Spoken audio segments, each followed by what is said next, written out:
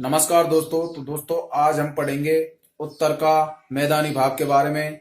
तो लास्ट जो वीडियो थी उसमें हमने उत्तर के पर्वतीय भाग का विभाजन किया था। ट्रांस हिमालय, हिमालय तथा पूर्वांचल हिमालय, तीन पार्टों में हमने उत्तर का पर्वतीय भाग का अध्ययन किया है। लेकिन अब उत्तर के पर्वतीय भाग के बाद दूसरा जो भौतिक विभाजन है उत्तर का मैदानी भाग है, उसके बाद हम प्रायद्वीपीय पठार के बारे में पढ़ेंगे। तो चलिए दोस्तों उत्तर के मैदानी भाग के बारे में बात करते हैं। तो सबसे पहले उत्तर के मैदानी भाग को दोस्तों चार भागों में, चार पार्ट्स में डिवाइड किया गया है।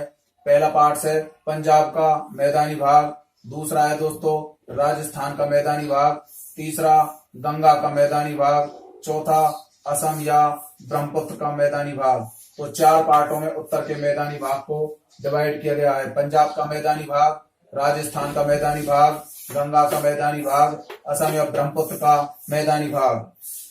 अब मैदान का मतलब क्या होता है दोस्तों, मैंने पिछली वीडियो में आपको बता भी दिया है कि समुद्र तल से 150 मीटर की औसत ऊंचाई पर स्थित समतल भूभाग को क्या कहा जाता है, मैदान कहते हैं। तो समुद्र तल से लगभग, मान लीजिए ये कोई समुद्र का तल है, इस समुद्र तल से 150 मीटर की औसत ऊंचाई पर उठा हुआ जो भूभाग होगा उस समतल भूभाग को क्या कहा जाएगा, ये दोस्तों मैदान के नाम से जाना जाएगा।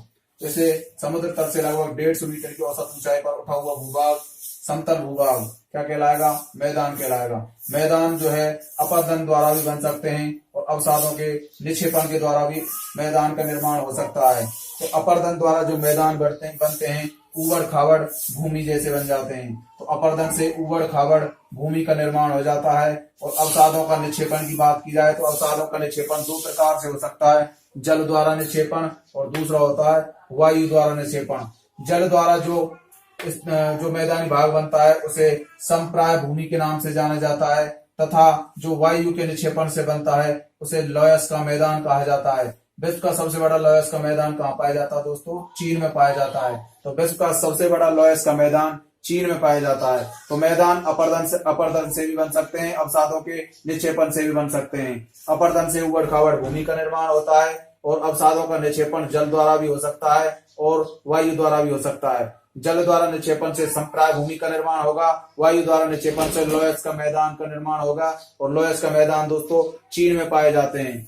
चलिए दोस्तों बात करें हम, जैसे कि मान लीजिए यहाँ पे कोई चट्टान है, इस चट्टान की बात करें हम, इस चट्टान पर ये कोई एक और भूभाग है।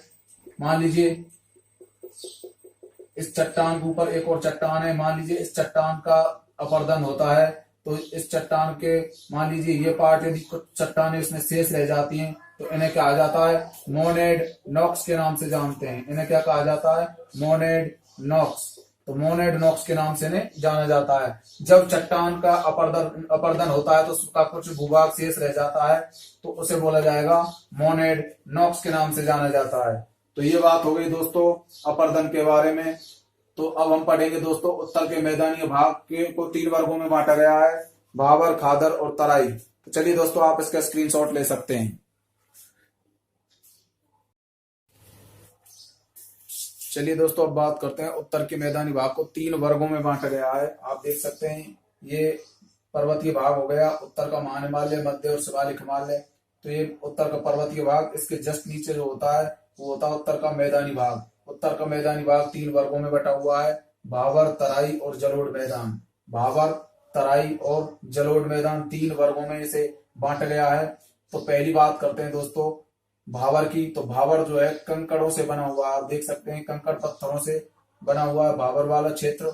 और भाबर वाला जो क्षेत्र है जस्ट शिवालिक के नीचे है, अर्थात शिवालिक के गिरिपादों में है। तो शिवालिक के गिरिपादों में भाबर है। यह 8 से 10 किलोमीटर का क्षेत्र होता है, 8 से 10 किलोमीटर के आसपास होता है। इसके जस्ट नीचे तराई क्षेत्र है। ये तराई क्षेत्र जो है 30 से लेकर के 50 किलोमीटर तक हो सकता है, 30 से 50 किलोमीटर। और इसके जस्ट नीचे आप देख सकते हैं जलोढ़ का मैदान है। तो तराई का मैदान जो है रेतीली मिट्टी से बना होता है। यहाँ पर नदियां जो है फैल जाती हैं, जबकि भाबर वाले क्षेत्र में नदियां अंदर विलुप्त हो जाती हैं। ये जलोढ़ मैदान है दोस्तों। जलोढ़ मैदान खादर और बांगर दो भागों में बटा हुआ है, खादर और बांगर। तो दोस्तों खादर की बात करें तो खादर जो है ये नदी के जस्ट किनारे वाला भाग होता है जहां पर जलोढ़ मिट्टी पाई जाती है, अर्थात जहां पर दोस्तों अधिक उपजाऊ मिट्टी जो होती है वो उसे खादर कहा जाता है। ये नई जलोढ़ मिट्टी होती है। और बांगर जो होती है पुरानी जलोढ़ मिट्टी होती है और कम उपजाऊ होती है।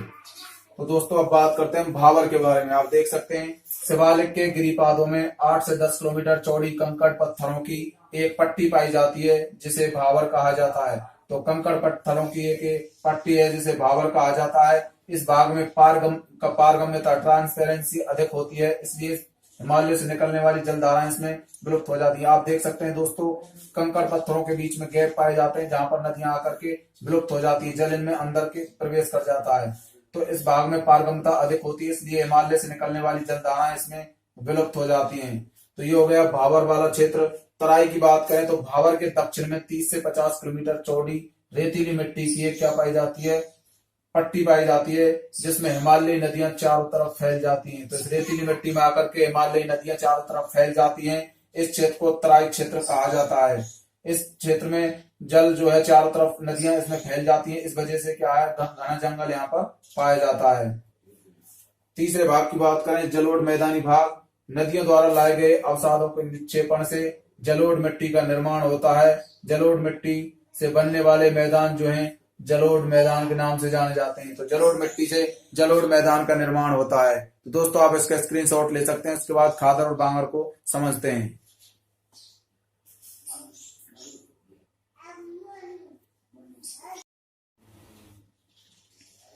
तो दोस्तों आप देख सकते हैं ये नदी के किनारे पर जो है नई जलोढ़ मिट्टी है, इसे खादर कहा जाता है। और थोड़ी दूरी पर जो होती है उसे बांगर कहते हैं। तो खादर जो है नई जलोढ़ मिट्टी कहलाती है और ये जो होती है दोस्तों अधिक उपजाऊ मिट्टी मानी जाती है। ये बांगर है दोस्तों। तो बांगर जो है पुरानी जलोढ़ मिट्टी होती है और ये कम उपजाऊ होती है। तो ये हो गई दोस्तों खादर और बांगर की। तो ये जलोढ़ मैदान दो भागों में बटा हुआ है, खादर और बांगर। तो दोस्तों आप इसका स्क्रीनशॉट ले सकते हैं। उसके पश्चात उत्तर के मैदानी भाग के 4 भागों के बारे में अध्ययन करेंगे। पंजाब का मैदानी भाग, राजस्थान का मैदानी भाग, गंगा का मैदानी भाग और असम या ब्रह्मपुत्र के मैदानी भाग को पढ़ेंगे। तो दोस्तों आप इसका स्क्रीनशॉट ले सकते हैं।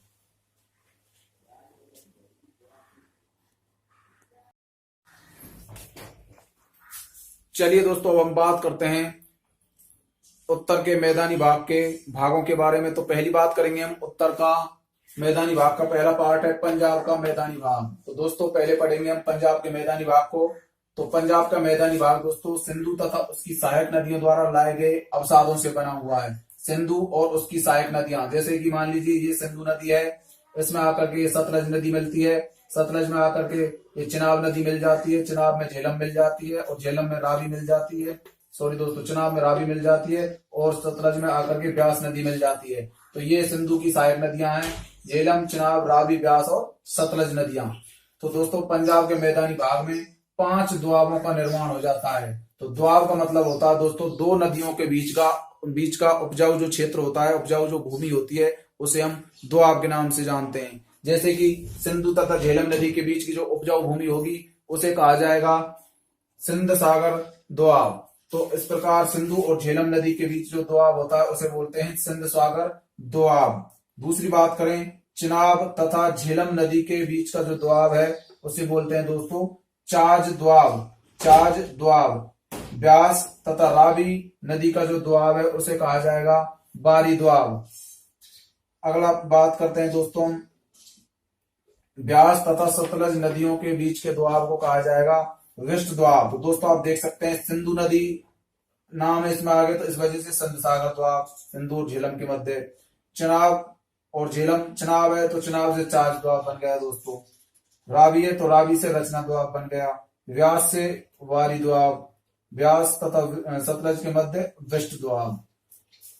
तो दोस्तों आप देख सकते हैं व्यास तथा रावी नदी के मध्य कौन सा दोआब है, बारी दोआब। व्यास तथा सतलज नदी के मध्य है विष्ट दोआब। तो ये दोस्तों 5 दोआब जो हैं पंजाब के मैदानी भाग में बन जाते हैं। तो इन 5 दोआबों का निर्माण हो जाता है। सिंधु झेलम दोआब को सिंध सागर दोआब, चिनाब तथा झेलम दोआब को चाज दोआब, रावी तथा व्यास दोआब को रचना दोआब, व्यास तथा रावी दोआब को क्या बोला जाएगा बारी दोआब, व्यास तथा सतलज दोआब को बोला जाएगा विष्ट दोआब।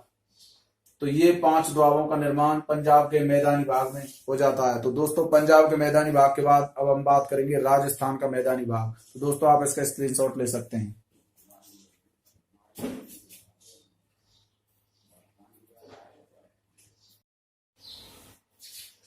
चलिए दोस्तों अब हम बात करते हैं उत्तर के मैदानी भाग के दूसरे भाग के बारे में, राजस्थान का मैदानी भाग। तो दोस्तों आप देख सकते हैं अरावली पर्वतमाला राजस्थान में पाई जाती है। अरावली पर्वतमाला का विस्तार राजस्थान में पाया जाता है। तो अरावली का पश्चिमी भाग भारत में बहुत कम वर्षा प्राप्त करता है। इस भाग को मरुस्थल या थार के मरुस्थल के नाम से जानते हैं। इस भाग में अनेकों खारे पानी की झीलें पाई जाती हैं। इन झीलों को प्लाया झील कहा जाता है। उदाहरण के लिए जैसे कि खारे पानी की झीलों में सांवर झील, डीडवाना, पंचपद्रा, कुचामन, लूनकरणसर, फलौदी, रेवासा और बेगाना झीलें। तो दोस्तों ये हो गई राजस्थान का मैदानी भाग। अरावली के पश्चिम में दोस्तों ये झीलें पाई जाती हैं, पलाया झीलें। तो क्योंकि ये झीलें जो हैं थार के मरुस्थल में पाई जाती है, जहां पर 33 सागर, पहले ऐसा माना जाता है कि पहले 33 सागर था। इन 33 सागर के अवशेष के रूप में ये खारे पानी की झीलें पाई जाती हैं। क्योंकि दोस्तों 33 सागर जो था पहले थार के मरुस्थल वाले स्थान पर था और धीरे धीरे 33 सागर में अवसादों का निक्षेपण हुआ। उसके पश्चात रेगिस्तानी भाग में वो बदल गया और यहाँ पर खारे पानी की झीलें जो पाई जाती हैं ये 33 सागर के कारण ही पाई जाती हैं। तो दोस्तों ये सांवर, डीडवाना, पचपदरा, कुचामन, लूनकरणसर, फलौदी, रेवासा और डेगाना ये कुछ खारे पानी की झीलें हैं। आप इसका स्क्रीनशॉट ले सकते हैं। इसके पश्चात नेक्स्ट टॉपिक के बारे में बात करेंगे।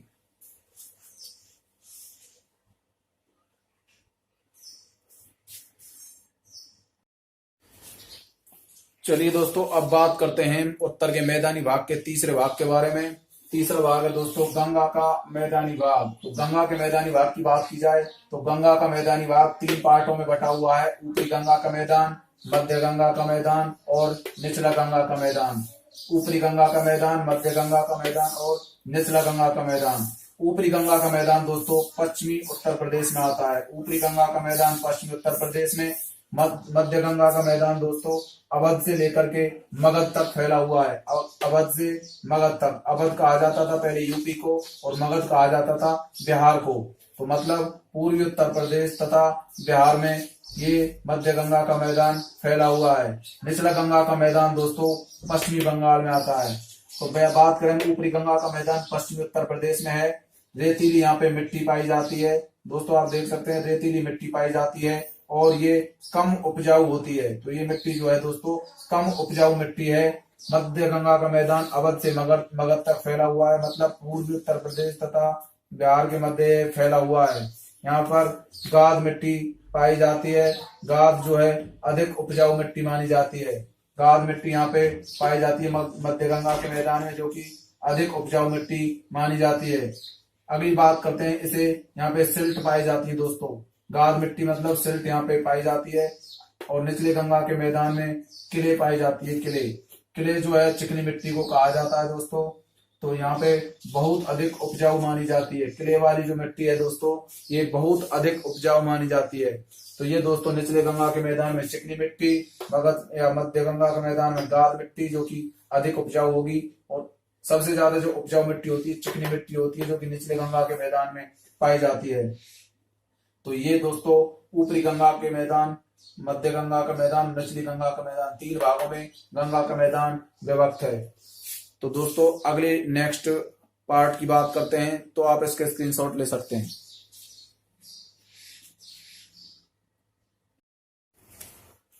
चलिए दोस्तों अब बात करते हैं असम या ब्रह्मपुत्र के मैदानी भाग के बारे में। तो ब्रह्मपुत्र का मैदानी भाग या असम का मैदानी भाग की बात करें तो ब्रह्मपुत्र नदी जो है रैंप घाटी से होकर के बहती है। तो रैंप घाटी का मतलब है दोस्तों बहुत पतली पतली सकरी घाटियां होती हैं, जिन्हें हम रैंप घाटी के नाम से जानते हैं। बहुत सकरी घाटियां जो होती हैं उनको रैंप घाटी कहते हैं। इसलिए असम राज्य में ज्यादा बाढ़ आती है, क्योंकि पतली घाटियों में से, जैसे ही सकरी घाटियों में से छोटी छोटी घाटियां होती हैं उनमें से ब्रह्मपुत्र नदी प्रवाहित होती है। तो मान लीजिए कभी जब ब्रह्मपुत्र नदी में ज्यादा पानी हो जाता है तो इन सकरी घाटियों में से पानी उफान लेने लगता है, जिसकी वजह से असम में बाढ़ आ जाती है। तो असम में बाढ़ आने का कारण है रैंप घाटियों से होकर के ब्रह्मपुत्र नदी का प्रवाहित होना। काजीरंगा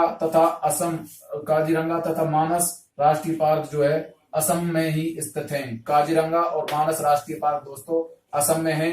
काजीरंगा जो है एक सींग वाले गैंडे के लिए प्रसिद्ध है और मानस हाथी के लिए प्रसिद्ध है। काजीरंगा एक सींग वाले गैंडे के लिए और मानस हाथी के लिए प्रसिद्ध है।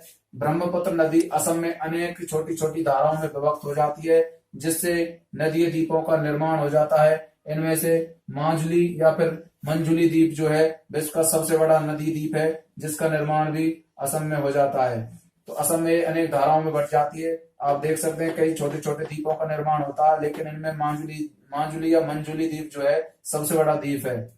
विश्व का सबसे बड़ा ये नदीय द्वीप माना जाता है। 2400 किलोमीटर स्क्वायर वर्ग किलोमीटर स्क्वायर क्षेत्रफल में फैला हुआ है। तो ये बात हो गई दोस्तों असम या ब्रह्मपुत्र के मैदानी भाग के बारे में। तो आप इसका स्क्रीनशॉट ले सकते हैं। तो दोस्तों ये उत्तर के मैदानी भाग हो गया। इसके बाद हम नेक्स्ट वीडियो में बात करेंगे प्रायद्वीपीय पठार के बारे में। तो दोस्तों ये वीडियो आपको कैसा लगा, वीडियो को लाइक करें, चैनल को सब्सक्राइब जरूर करें और ज्यादा से ज्यादा इस वीडियो पर कमेंट करें। धन्यवाद।